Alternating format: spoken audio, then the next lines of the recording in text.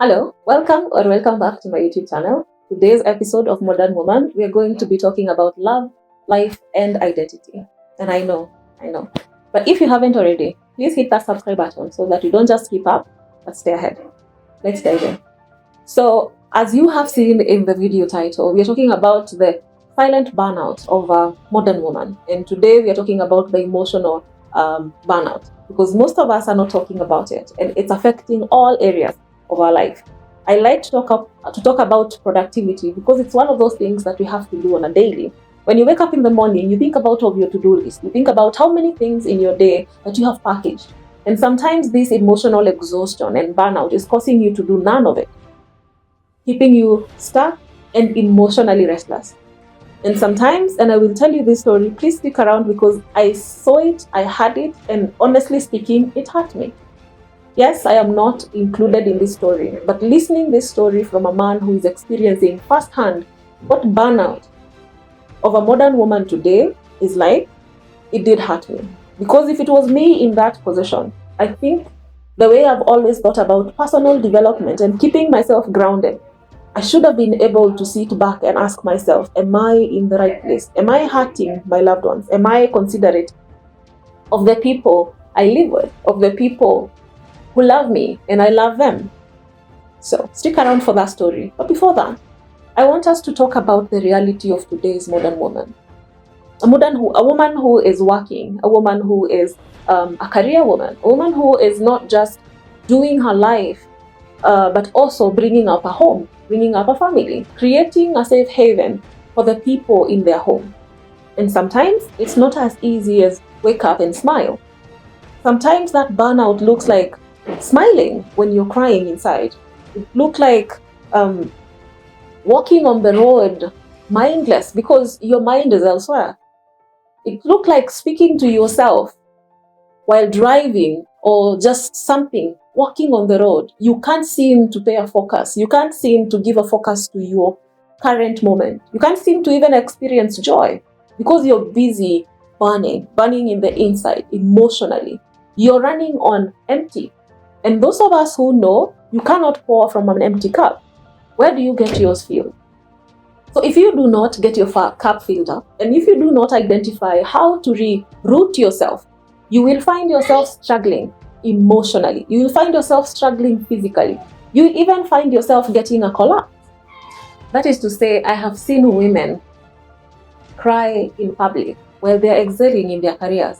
I have seen wives question themselves and feeling guilty because of chasing their lives, their careers, making decisions that are good for them, but for some reason, they don't seem the same because of the environment of their homes, the environment of their work, the environment of their relationship.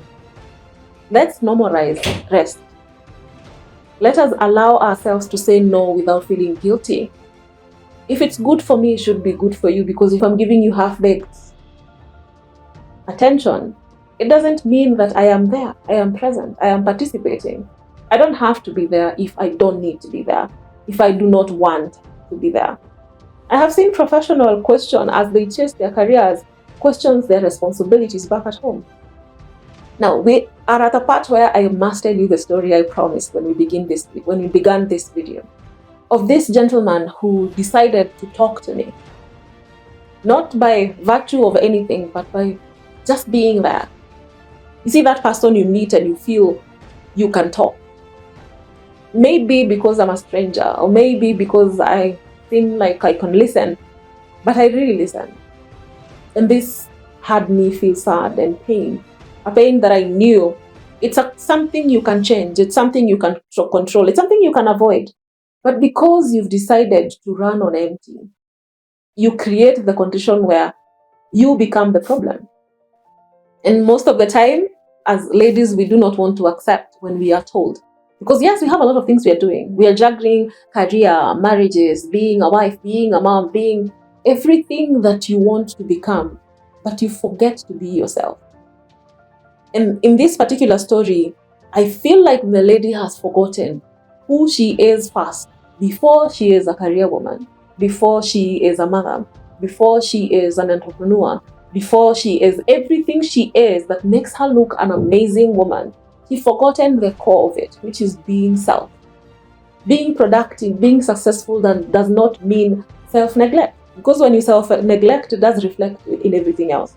So in this particular story, this gentleman told me that he feels like he's losing his home. And losing his home in the aspect of not cheating. Losing in the aspect of he has it. He is working outside of home. They are also running a business. And I said they because while he goes to work, the business at home and the home environment is left to the person who is at home to handle, who is the wife.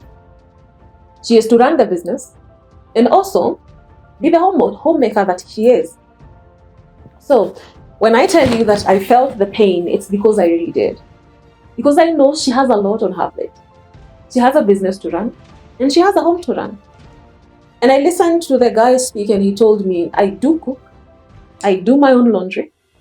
And let's give it a pause there because he said he does his own laundry. I don't know where that comes from. And today men are doing that and it's beautiful to see. I'm not sure if I'm comfortable to do every other laundry in my home and leave my own husband's laundry only, as though I had time for everything else but that. And after a day of running the business, I go home and I play tired. You see that headache that you normally get when you know what you know. When you know your man wants your attention, you have a headache. You have all this discomfort around that environment. And I'll say this bluntly because if a woman does not want intimacy, it's not going to happen. It's a woman who creates the intimate environment at home for that to happen. And if she's not creating it, it's not going to happen. So in this case, the husband expresses his desire, and the wife shuts it down by mere fact of I'm tired, which is true. And every day, every week, every other week, and it becomes more than a week and more than a month. You're either tired, you have a headache, you don't want to talk. It's too much. Let's just sleep. And by the time you realize where you're headed, you've pushed your partner away because you barely share. And the only time you get to talk, you demand for a trip, for a date. You want a vacation on Maldives. Well, 90% of your time, you neglected this person as though they don't exist. He told me he serves his own food. And I wonder, is he married or is he single in marriage? So tell me how. This person decides to speak to a stranger. This person decides to share with someone who knows not him, not her, and can't judge the situation. You're told never judge a story before you hear both sides of the story. And I won't, because I don't understand it. But from the few gaps I can collect, I can say that this is not a one-time event. It's a series of events. When did you find it okay as a man to do your own laundry and say it's okay? You see, it's not where you're sharing duties where I get to cook and you say afterwards I'll wash the utensil, which is a help you don't expect, but if it's there, amazing. It's the part where I'll be seated because I'm tired from running a business and my husband must be tired from working a job. And I let him walk to the kitchen to pour himself food, which is probably cold or hot, doesn't matter, does it? As long as he's pouring it himself, he do it the way he likes. Tell me your thoughts in the comment section. How many of us, career successful women, are emotionally exhausted, burnt out enough to ignore life, to ignore love, to ignore who we are, to ignore responsibility? Because if you're doing that, then are you present for your children if you're not present for your partner? And you could be a good mom, just probably a terrible wife. But can you be one without the other? And especially if you're not a single mom, proudly shouting like the others on social media that you are a single mom who is running and doing everything by yourself. Like you don't need a man. If that's your case, then why would you decide to torture a man who you call husband, not just on paper, but with an addition of children? So with that said, if you feel the pain of this man or that woman, because I did ask, when last did you appreciate this lady? When last did you compliment her? When last Did you invite her on a coffee date? Doesn't have to be expensive, does it?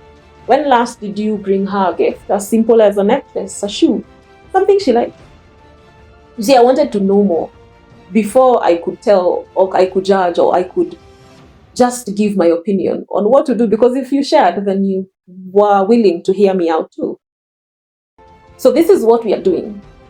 You see, his last statement was crushing, because in all this, from the time of sharing this information, they spent 2 weeks without talking, yet living in the same house and sleeping on the same bed and saying nothing to one another. Now, I do not have an idea how that works, but I can tell you I cannot do that even with my enemy. And as long as we are living in the same house, we have to talk. It's either I am there or I'm not there. So with this, I am asking, share in the comments, and probably this is all I'll ask in this video. How are you running on empty? What things are you not saying no to get to that extent? You see, you have to normalize resting. You have to normalize saying no. You have to normalize being you, to remain centered, to remain present, to remain active in your life.